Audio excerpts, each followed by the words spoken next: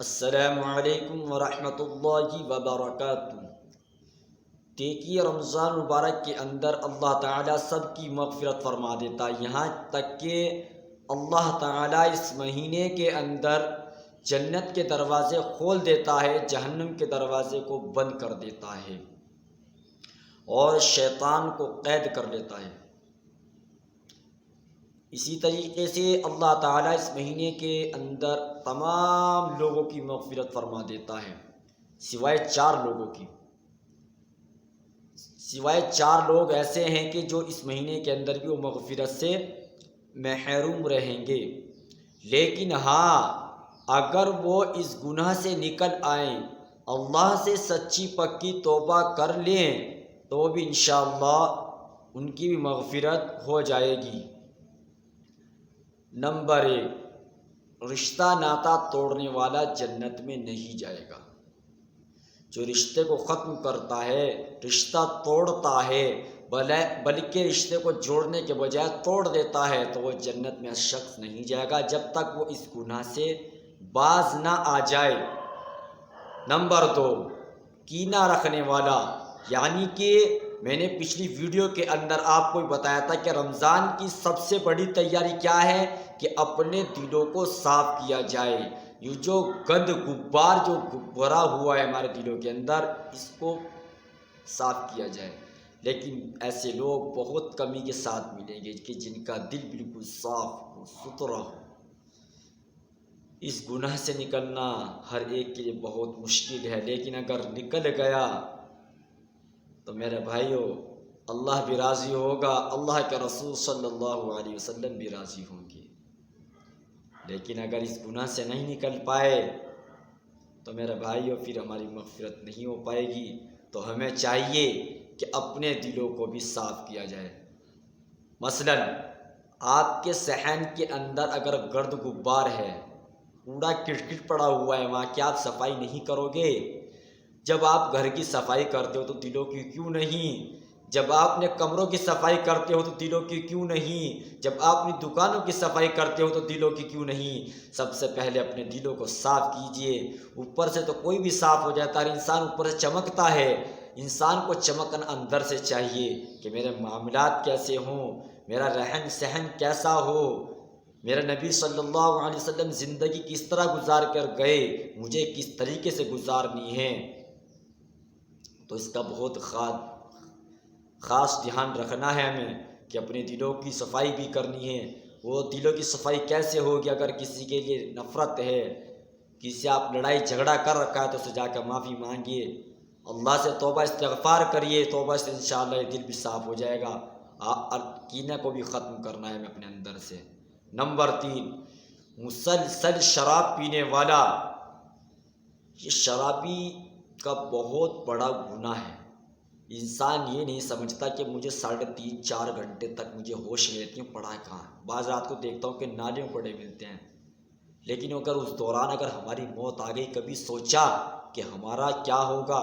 قیامت میں ہمیں کیا جواب دینا پڑے گا؟ بعض رات کی دیکھتا ہوں کہ بیوی بچے اتنے خوبصورت، ماشاء اللہ، اللہ نے بہت کچھ دے رکھا ہے، لیکن صرف وہ ایک برائی کے اندر مبتلا ہیں۔ وہ کیا ہے؟ شراب ہے۔ شراب ان سے چھٹ نہیں رہی ہے۔ تو اس لیے اپنے گھر بار کو برباد نہ کرو اس عیب کے چکر میں، شراب سے باز جائیں، ورنہ اس رمضان کے اندر ہی مغفرت نہیں ہوگی۔ نمبر 4، والدین کا نافرمان۔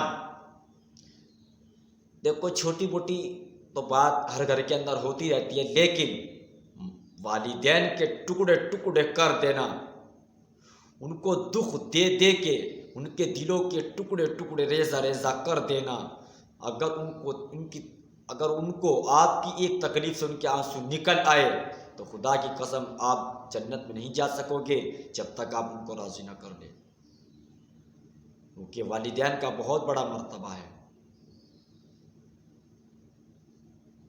ہمیں آگے پہنچانے میں، پڑھانے لکھانے میں والدین کا سب سے بڑا ہاتھ ہوتا ہے انسان کے لیے، اور ہم 2 پیسے ہم پر کیا آ جائیں، ہمارے پہ تھوڑی سی دولت کیا آ جائے تو ہم ماں باپ سے بھی اکڑ کے بات کرنے لگ جائیں، استغفر اللہ۔ تو ہمیں خدارا والدین کی قدر کرنی چاہیے۔ ایک صحابی رضی اللہ تعالیٰ عنہ نے پوچھا کہ اللہ کے رسول صلی اللہ علیہ وسلم میرے اوپر سب سے زیادہ حق کس کا؟ کہ تیری ماں کا۔ دوبارہ پھر پوچھا کہ اللہ کے رسول صلی اللہ علیہ وسلم میرے اوپر سب سے زیادہ حق کس کا ہے؟ کہ تیری ماں کا۔ تیسری مرتبہ پھر پوچھا کہ اللہ کے رسول صلی اللہ علیہ وسلم میرے اوپر سب سے زیادہ حق کس کا ہے؟ کہ تیری ماں کا۔ جب چوتھی مرتبہ پوچھا کہ اللہ کے رسول صلی اللہ علیہ وسلم میرے اوپر سب سے زیادہ حق کس کا؟ کہ تیرے باپ کا ہے۔ اب مجھے آپ ایک بات بتائیے کہ والدین کا ایک مرتبہ میں اللہ نے والدین کا اتنا بڑا مرتبہ فرما دیا، تو والدہ کا کتنا بڑا مرتبہ ہوگا؟ خوش نصیب ہے وہ شخص جن کے سروں کے اوپر والدین کا سایہ موجود ہے، والدہ کا سایہ موجود ہے، ورنہ ان کے دلوں سے پوچھو کہ جن کے والد اور والدہ اس دنیا سے رخصت ہو چکے ہیں۔ تو اسی لیے ہمیں ماں باپ کی قدر کرنی چاہیے۔ اللہ کے رسول صلی اللہ علیہ وسلم نے ارشاد فرمایا، رضا الربی فی رضا الوالد و سخط الربی فی سخط الوالد۔ اللہ کی رضامندی والد کی رضامند میں ہے، اور اللہ کی ناراضگی والد کی رضامند میں ہے۔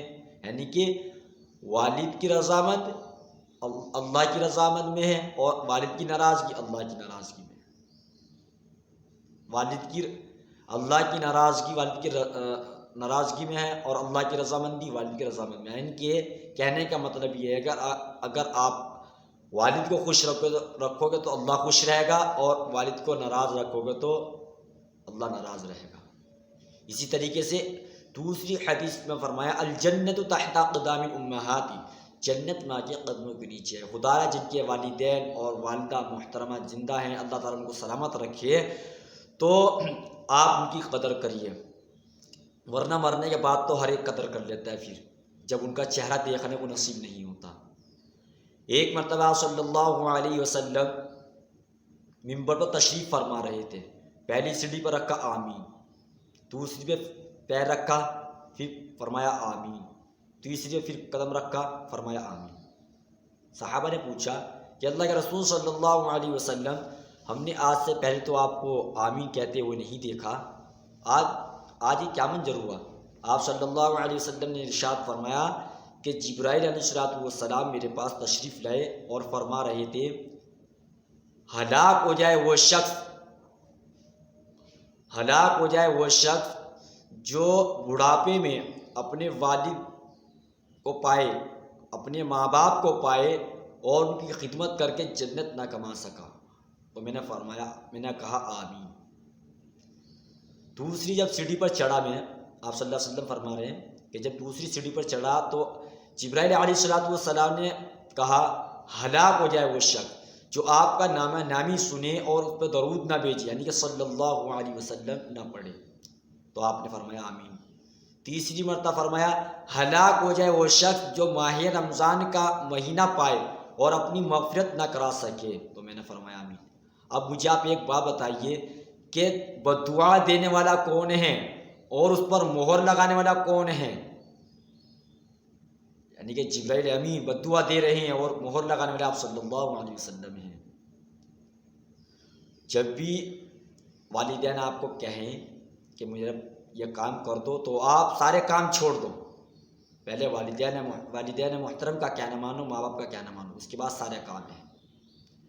کہیں اگر آپ صلی اللہ علیہ وسلم کا نام آئے محمد، تو آپ صلی اللہ علیہ وسلم یعنی کہ اس پر درود بھیجو صلی اللہ علیہ وسلم۔ اور ماہ رمضان کا مہینہ ہے، اس میں خوب دعائیں، استغفار اور قرآن کی تلاوت اور دعا استغفار وقت گزارنا چاہیے، یعنی کہ ہمیں اپنی مغفرت کروانی ہے، تو اس کا خاص دھیان رکھنا چاہیے۔ تو